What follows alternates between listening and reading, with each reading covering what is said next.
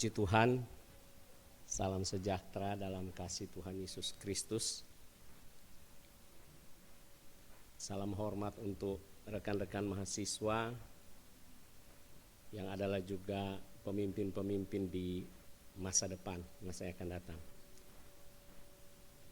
Saya dipercayakan untuk mengampu mata kuliah pembinaan warga gereja atau biasa kita singkatkan menjadi PWG.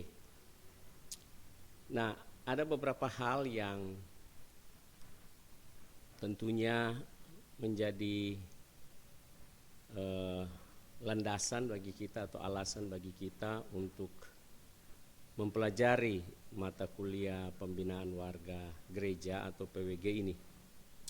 Dan kalau saya boleh menyampaikan hal ini adalah bahwa pembinaan warga gereja atau PWG ini adalah merupakan wujud nyata dari salah satu bagian teologi praksis yang adalah bagaimana kita membina warga gereja dengan maksud supaya warga gereja dapat melaksanakan peran sebagai eklesia, melaksanakan peran sebagai eklesia yang sekaligus adalah menggambarkan kehadiran Yesus Kristus di dalam dunia.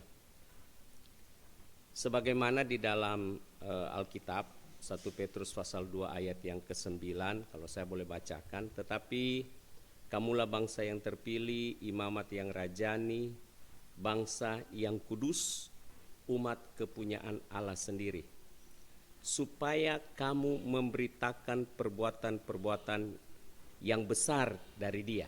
Nah, ini yang saya maksudkan di sini, dan saya harapkan teman-teman mahasiswa juga dapat memperhatikan, menggarisbawahi untuk kalimat ini, supaya kamu memberitakan perbuatan-perbuatan yang besar dari Dia yang telah memanggil kamu keluar dari kegelapan kepada terangnya yang ajaib.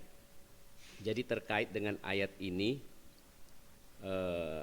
rekan-rekan mahasiswa, bahwa dalam ayat ini pada bagian supaya kamu memberitakan perbuatan-perbuatan yang besar, ini adalah tugas gereja, ya, tugas gereja. Jadi di sini salah satu titik tolak kita untuk mempelajari mata kuliah pembinaan warga gereja. Nah, sekaligus juga kita melaksanakan amanat agung dari Yesus Kristus sebagaimana yang diungkapkan di dalam Alkitab, di dalam Injil Matius pasal yang ke-28 ayat yang ke-19 sampai ayat yang ke-20. Karena itu pergilah, jadikanlah semua bangsa muridku, dan baptiskanlah mereka dalam nama Bapa dan Anak dan Roh Kudus, dan ajarlah mereka melakukan segala sesuatu yang telah kuperintahkan kepadamu, dan ketahuilah aku menyertai kamu senantiasa sampai kepada akhir zaman. Kalau saya boleh persempit sedikit, kita melihat di dalam ayat ini ada kalimat pendek, jadikanlah semua bangsa muridku, dan kemudian di ayat yang ke-20, dan ajarlah mereka melakukan segala sesuatu. Nah, ini adalah unsur-unsur yang masuk di dalam ketika kita mempelajari mata kuliah pembinaan warga gereja. Nah, perlu kita pahami bersama bahwa di dalam gereja itu, ya, di dalam gereja itu biasanya ada dua golongan, ya. Dalam komunitas gereja itu biasanya ada dua golongan atau dua, ya boleh dikatakan dua kelompok atau dua golongan jemaat. Yaitu pertama, mereka yang dipanggil atau yang dipercayakan mendapat kepercayaan untuk melaksanakan tugas-tugas khusus. Nah, dalam melaksanakan tugas-tugas khusus ini, mereka harus melaksanakannya penuh waktu, ya. Jadi betul-betul fokus kepada pelayanan yang dipercayakan, dan dalam melaksanakan pelayanan ini mereka harus menjalani pelantikan atau pentahbisan. Kemudian kelompok yang kedua adalah kelompok jemaat biasa. Jadi mereka tidak memangku atau tidak menjalankan tugas-tugas atau tugas-tugas struktural atau tugas-tugas khusus sebagai pelayan khusus. Jadi mereka adalah jemaat biasa dalam tanda kutip ini. Ya, biasa kelompok jemaat ini disebut dengan kaum awam, ya, kaum awam. Kemudian sebagai warga gereja biasa, ya, kelompok yang kedua ini biasanya mereka sudah melakukan kewajiban-kewajibannya secara khusus setiap hari Minggu. Mereka boleh dikata menjadi rutinitas di setiap hari Minggu atau ada jam-jam ibadah lainnya. Mereka akan hadir, ambil bagian untuk hadir, ya, dalam pelayanan ibadah tersebut. Tetapi mereka bukan orang-orang yang melaksanakan pelayanan.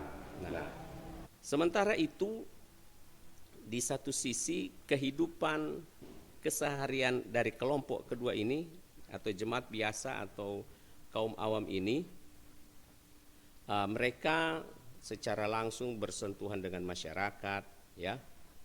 Nah, dalam interaksi mereka dengan masyarakat, dalam keseharian mereka akan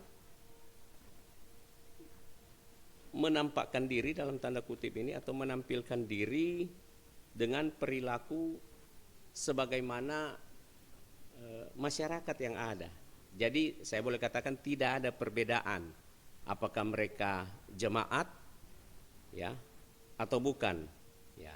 Jadi baik dalam cara mereka akan mencapai tujuan-tujuan atau nilai-nilai kemasyarakatan yang mereka harus kerjakan. Sementara di sisi lain seperti yang saya sampaikan tadi di 2 ayat yang saya bacakan tadi di dalam 1 Petrus pasal 2 ayat yang ke-9 dan Matius pasal 28 ayat 19 sampai 20, ini bukan hanya dilaksanakan atau dilakukan oleh pelayan-pelayan khusus, tetapi ini dilaksanakan oleh gereja Tuhan. Artinya semua orang yang sudah dipanggil keluar dari kegelapan menuju terang ajaib atau sudah memperoleh atau menerima karya keselamatan dikerjakan oleh Yesus Kristus Tuhan.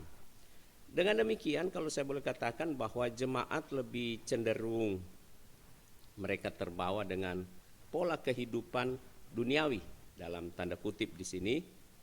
Jadi mereka seolah-olah hidup dalam 2 dunia, kalau boleh saya katakan demikian. Di satu sisi ketika dalam aktivitas peribadatan mereka akan tampil dengan kehidupan rohani. Di sisi yang lain ketika mereka berinteraksi dengan masyarakat luas, mereka tidak lagi menampakkan sisi kehidupan rohani, tetapi mereka berbaur sebagaimana masyarakat luas dan lebih cenderung kepada pola hidup duniawi.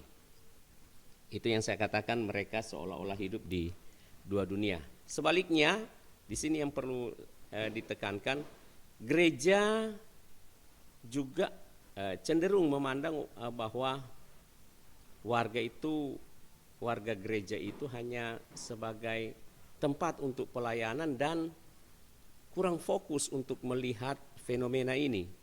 Nah, itu sebabnya kita harus kembali melihat apa sebenarnya yang menjadi tugas-tugas gereja dalam kaitannya dengan pembinaan warga gereja. Nah, tugas-tugas gereja dalam konteks pembinaan warga gereja kalau boleh saya sampaikan adalah pertama, setiap bentuk pelayanan gerejawi merupakan suatu bentuk pembinaan Ya, merupakan suatu bentuk pembinaan yang dilakukan oleh gereja ya kepada warga gereja.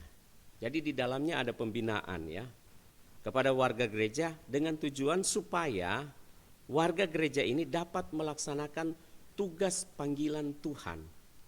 Jadi hal ini harus dilaksanakan oleh semua warga gereja.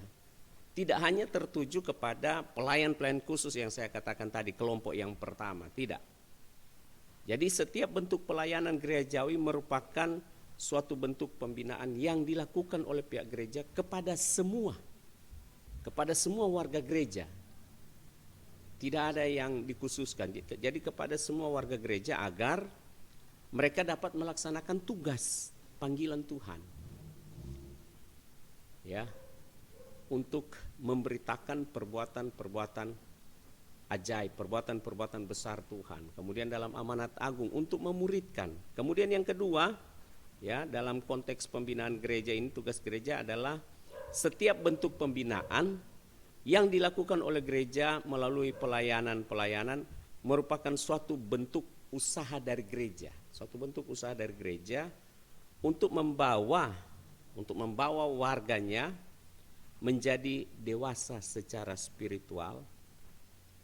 Jadi tugas yang berikut adalah pembinaan warga gereja sini adalah melalui pelayanan, ya, itu merupakan salah satu bentuk usaha dari gereja untuk membawa warga gereja bertumbuh menjadi dewasa secara spiritual, secara rohani.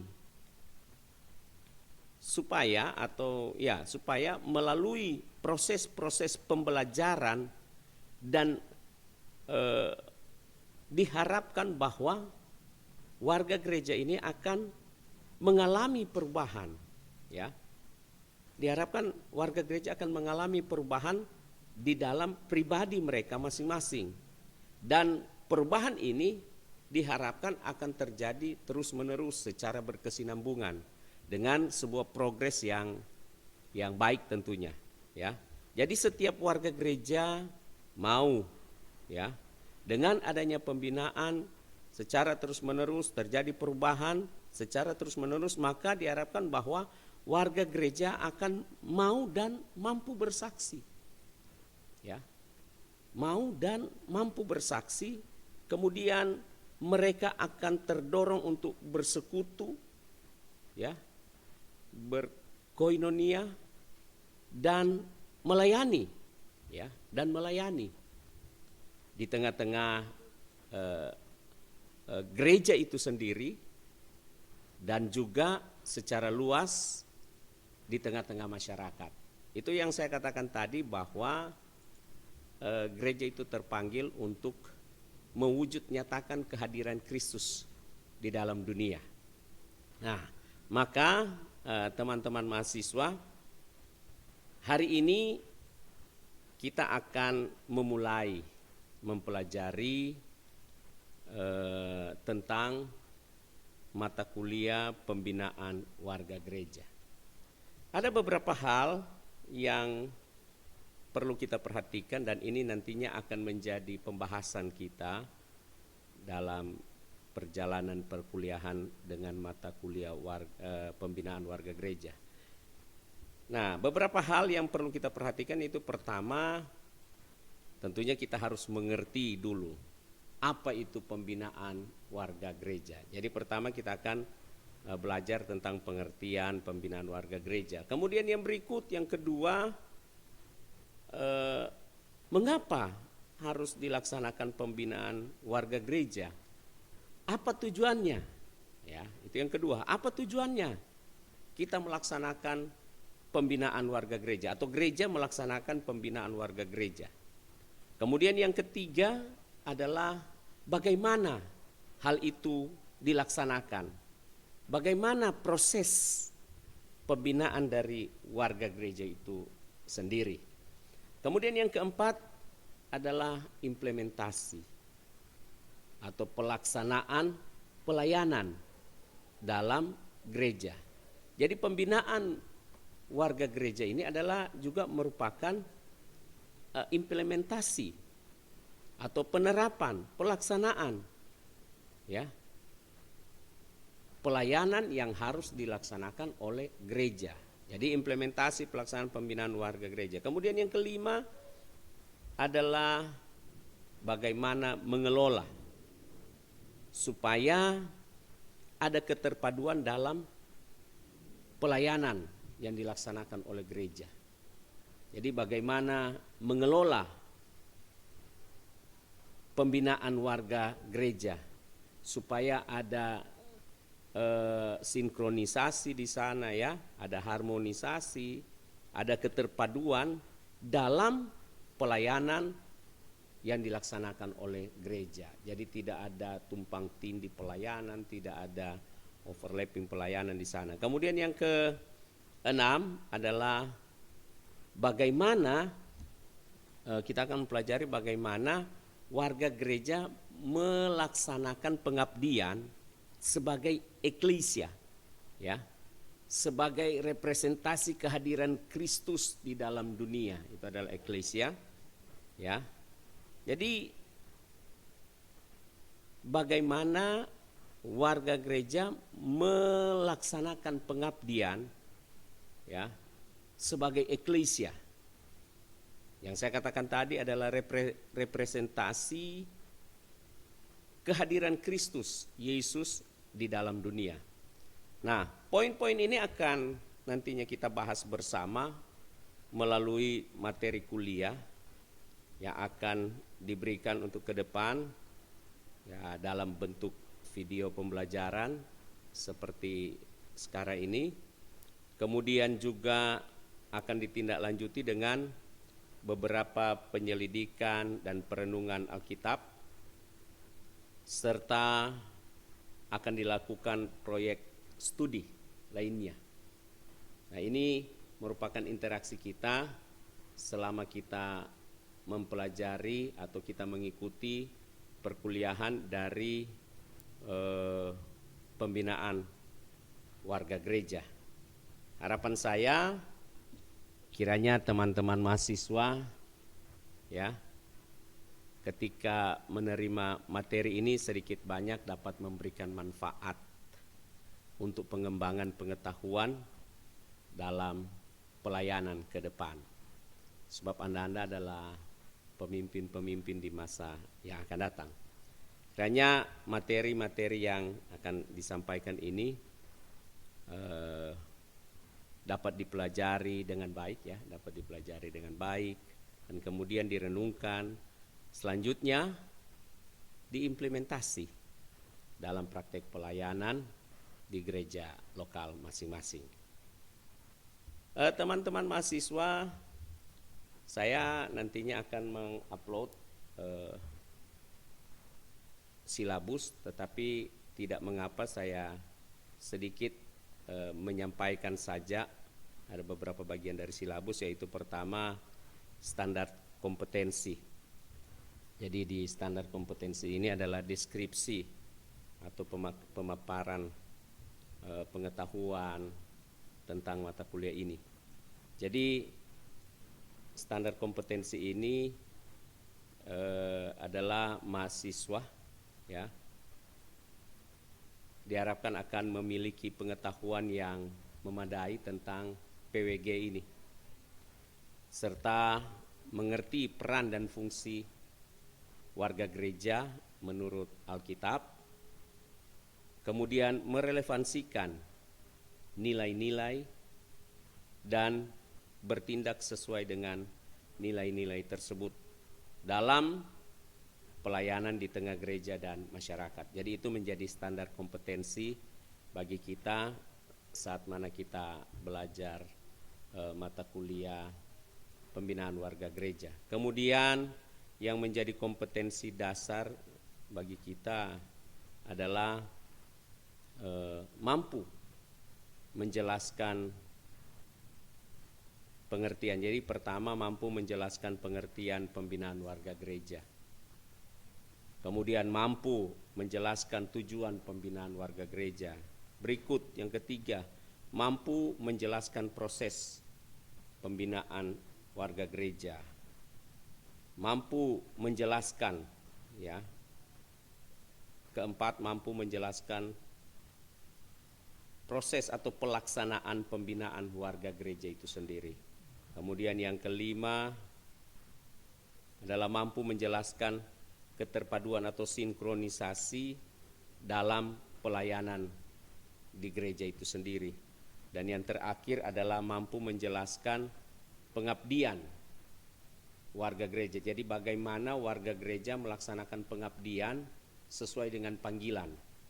Ya, seperti di 1 Petrus pasal 2 ayat yang 9 tadi dan di amanat agung yang saya sampaikan tadi. Jadi barangkali itu, dan nanti selebihnya akan saya upload di grup WA.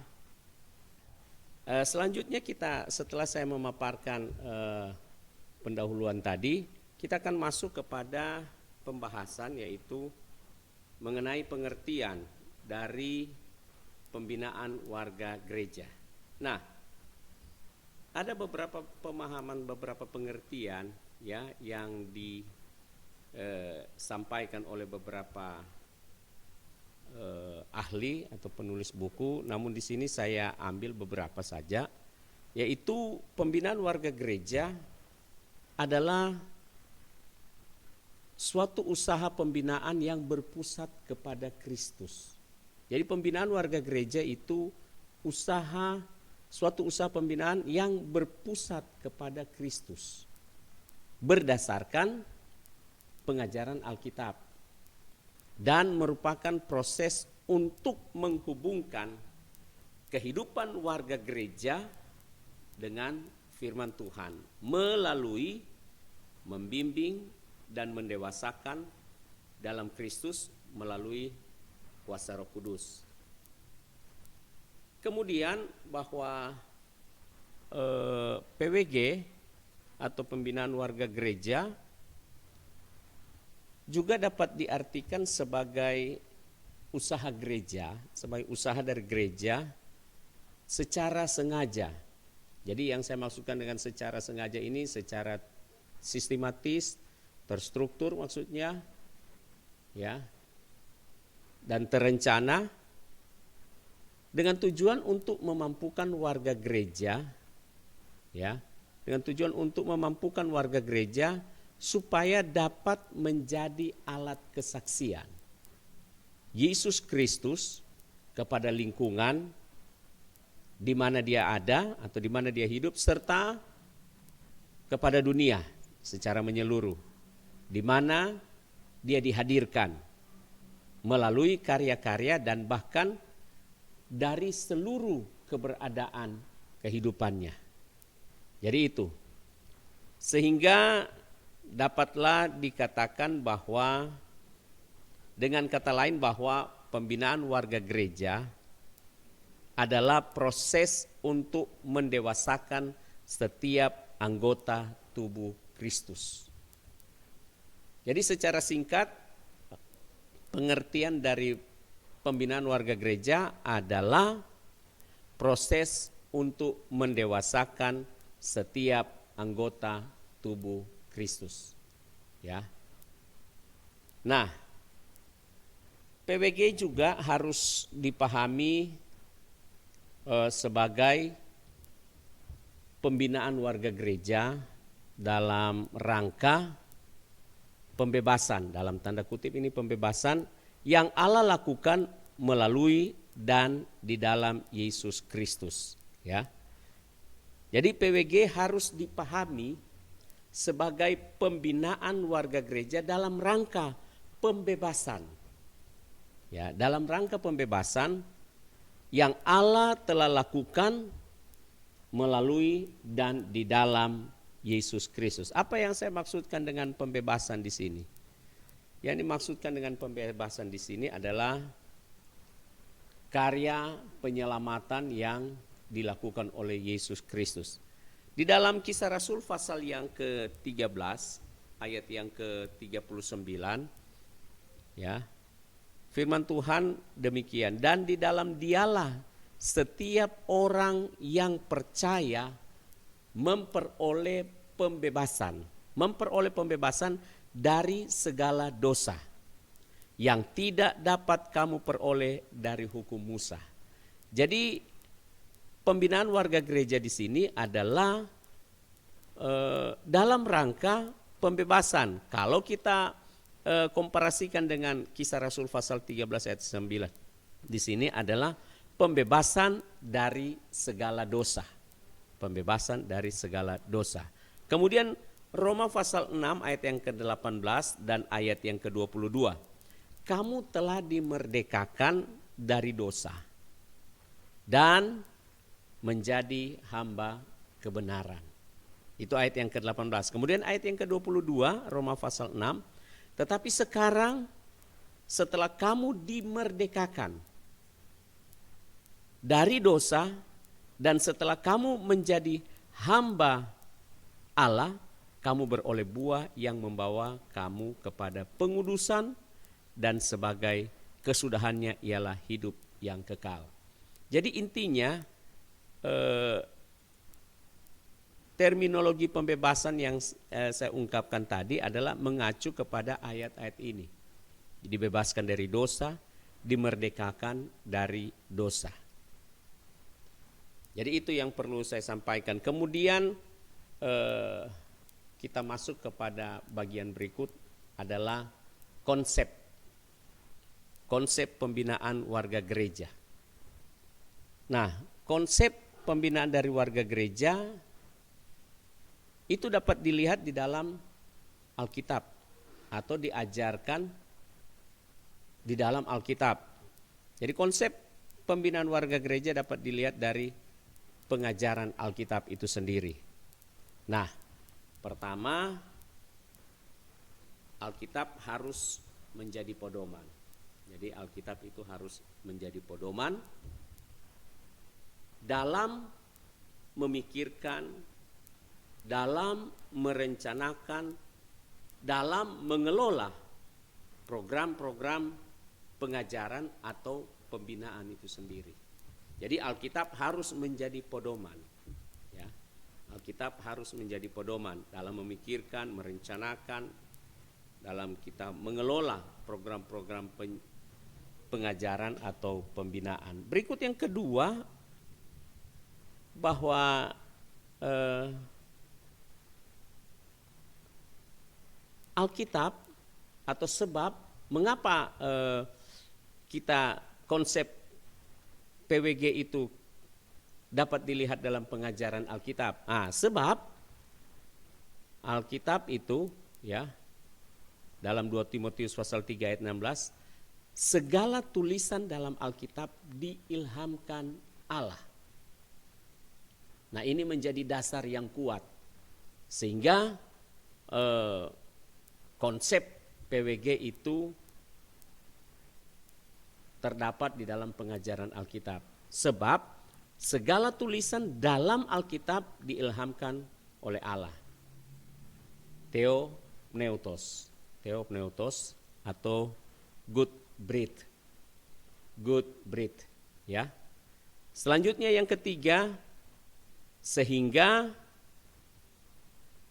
Alkitab itu berguna untuk mengajar, menyatakan kesalahan, memperbaiki kelakuan dan mendidik orang dalam kebenaran. Nah, itu di dalam 2 Timotius pasal 3 ayat yang ke-16 ya.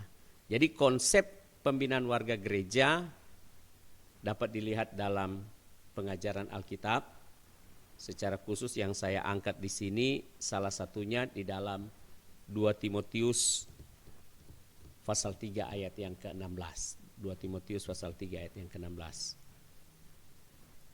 Bagian terakhir yang dapat saya bahas hari ini adalah bagian-bagian terakhir adalah setelah kita melihat konsep, kita akan melihat hakikat atau intisari. Hakikat atau intisari atau yang menjadi dasar dari pembinaan warga gereja.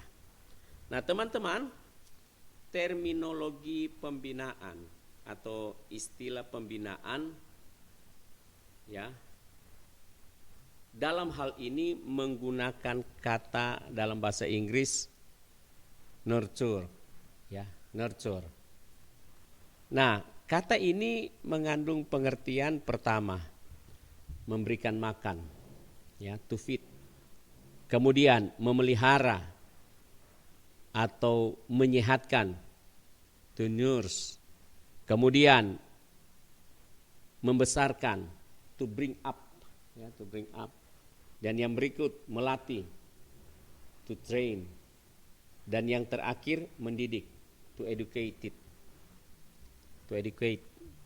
Jadi hakikat dari pembinaan warga gereja itu dengan melihat terminologi atau peristilahan pembinaan ini, maka istilah pembinaan ini mengandung arti pertama memberi makan, kemudian memelihara atau menyehatkan, kemudian berikut membesarkan, melatih, dan mendidik.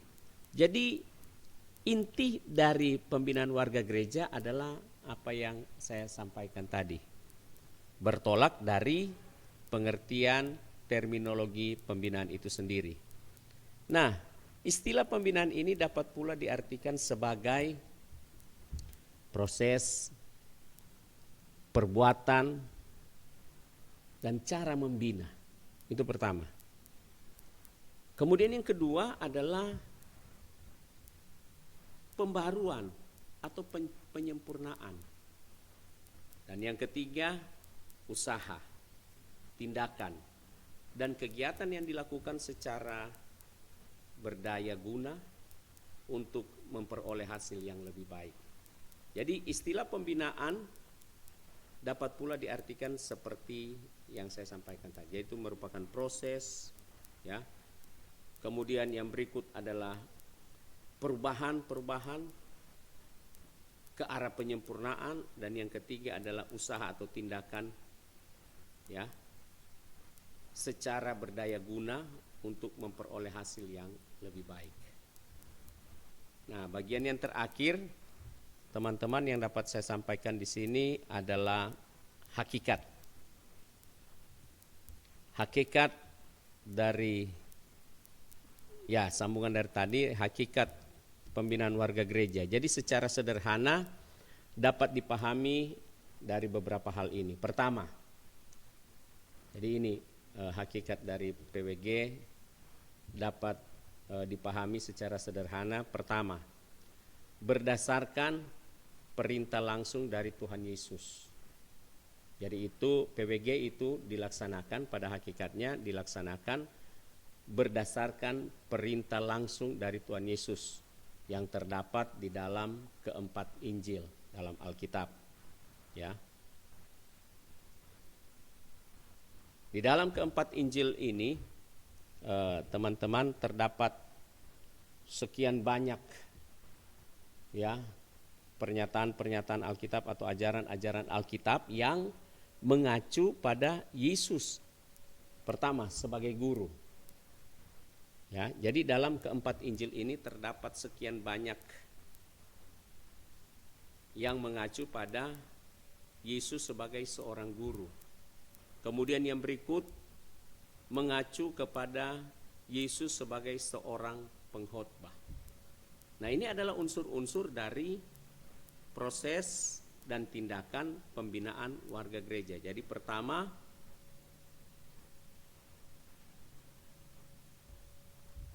mengacu kepada Yesus sebagai seorang guru, dan yang kedua mengacu kepada Yesus sebagai seorang pengkhotbah. Matius pasal yang keempat ayat yang ke-23, firman Tuhan berkata, Yesus pun berkeliling di seluruh Galilea. Ia mengajar, ya, ia mengajar didasko, dia mengajar, jadi guru, dalam rumah-rumah ibadat dan memberitakan, ya, dan memberitakan Injil kerajaan Allah, serta melenyapkan segala penyakit dan kelemahan di antara bangsa itu. Jadi memberitakan Injil, ini yang dimaksud dengan berkhotbah. Jadi tadi pertama sebagai guru, dan kedua sebagai seorang yang menyampaikan khotbah. Kemudian yang berikut adalah berikut, pengajaran selalu berpusat pada segala hal tentang apa yang dilakukan oleh Yesus. Jadi sumber pengajaran di dalam pembinaan warga gereja di sini, sumber pengajarannya adalah berpusat kepada segala sesuatu tentang Yesus. Jadi inti ajaran di dalam PWG itu berpusat kepada segala sesuatu tentang Yesus. Baik dalam pribadi dari Yesus maupun karya-karya yang dilakukan oleh Yesus Kristus itu sendiri. Sehingga saya boleh katakan bahwa Yesus mengharapkan bahwa gerejanya, eklesianya ini ya harus menjadi gereja yang mengajarkan, harus menjadi gereja yang menginjil, misioner ya, sebagaimana yang terdapat di dalam amanat agung. Injil Matius pasal 28 ayat yang ke-18 sampai 20. Dan ajarlah mereka melakukan segala sesuatu seperti yang telah kuperintahkan kepadamu. Jadi setiap bagian dari panggilan pelayanan, orientasinya adalah program pengajaran atau teaching dan pelatihan atau training yang berpusat kepada Yesus Kristus. Jadi Yesus Kristus itu menjadi tolok ukur ya dalam pengajaran dan pelatihan. Jadi teaching dan training di pembinaan warga gereja. Oleh sebab itu setiap kali gereja mengkhotbahkan pesan Allah yang bersifat menebus tadi ya, yang bersifat menebus, pada saat yang sama juga ya gereja harus mengajarkannya. Jadi saat gereja mengkhotbahkan pesan Allah yang bersifat menebus dalam pemahaman pesan Allah tentang pengorbanan Yesus di kayu salib untuk menebus manusia dari dosa, maka pada saat yang sama juga gereja harus mengajarkannya. Jadi bukan hanya sekedar mengkhotbahkan ya, bukan hanya sekedar memberitakan, tetapi juga mengajarkan. Nah, dalam konteks mengajar di sini di dalamnya juga ada pelatihan, ya, ada pengajaran, ada pelatihan atau training. Yang kedua, jadi tadi pertama hakikat PWG pertama, kemudian yang kedua hakikat dari PWG ini dapat kita lihat di dalam Alkitab, masih tetap dalam Alkitab, yaitu apa yang terjadi dan dialami serta yang dilakukan oleh gereja mula-mula. Kalau dapat saya contohkan di sini di dalam Kisah Rasul pasal yang kedua ayat 42 sampai ayat yang ke-47. Ya. Ayat 42, mereka bertekun dalam pengajaran Rasul, dalam persekutuan, mereka selalu berkumpul untuk memecahkan roti. Kemudian dampaknya adalah rasul-rasul mengadakan banyak mujizat, ya. Kemudian ada kesatuan di sana. Dan selalu ada dari mereka yang menjual harta miliknya lalu membagi-bagikan kepada semua orang sesuai dengan keperluan masing-masing dan seterusnya. Nah, sejak mulai berdirinya gereja atau lahirnya eklesia itu pada hari Pentakosta, maka untuk gereja mula-mula itu sangat-sangat menjunjung pengajaran-pengajaran yang bertolak dari Alkitab itu sendiri, atau pengajaran-pengajaran yang bertolak dari pribadi Yesus Kristus itu sendiri, baik kehidupannya maupun karya-karya pelayanan dari Yesus Kristus. Jadi itu yang perlu kita lihat Kemudian di gereja mula-mula ini juga mereka seperti yang saya katakan tadi, ada yang berkhotbah, ya, ada yang mengajar, ada yang melaksanakan pelatihan atau training itu sendiri. Nah, dari apa yang diungkapkan di dalam Alkitab, khususnya melalui teladan yang ditunjukkan oleh gereja mula-mula sejak berdirinya atau sejak lahirnya eklesia, ya, sejak lahirnya eklesia itu pada hari Pentakosta atau ketuhanan Roh Kudus, maka perilaku yang ditunjukkan oleh gereja mula-mula di sana menggambarkan hakikat dari pembinaan warga gereja. Kemudian yang terakhir untuk pertemuan kita sore ini adalah tujuan dari pembinaan warga gereja. Tentunya ketika kita mempelajari pembinaan warga gereja, apa tujuannya? Pertanyaannya demikian. Nah, maka tujuan dari pembinaan warga gereja adalah untuk mempersiapkan semua anggota gereja supaya memiliki, pertama, memiliki pemahaman dan kedewasaan penuh dalam iman kepada Yesus Kristus. Itu tujuan pertama. Kemudian tujuan yang kedua adalah warga gereja memiliki kehidupan yang penuh tanggung jawab baik kepada Tuhan Yesus Kristus itu sendiri maupun kepada sesama. Baik kepada sesama anggota gereja maupun juga secara menyeluruh kepada sesama manusia. Ya. Dan yang ketiga, tujuan dari PWG ini adalah warga gereja memiliki kesungguhan untuk menggali, mengembangkan seluruh potensi diri. Menggali, mengembangkan seluruh potensi diri untuk tujuan pengabdian.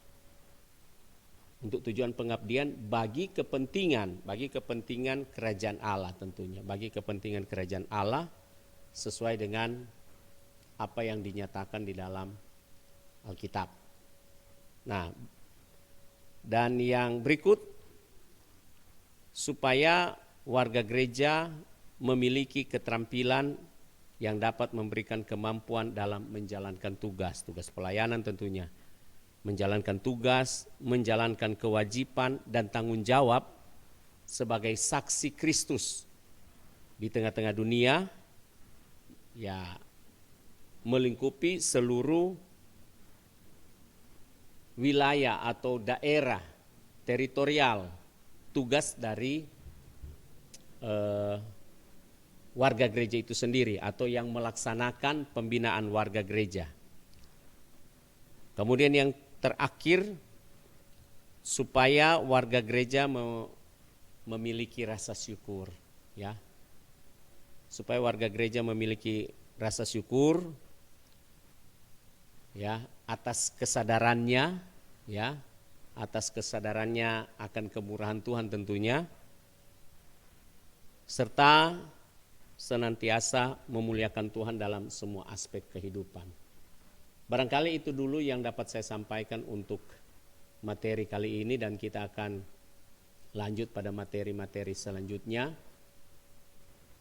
di dalam mata kuliah pembinaan warga gereja.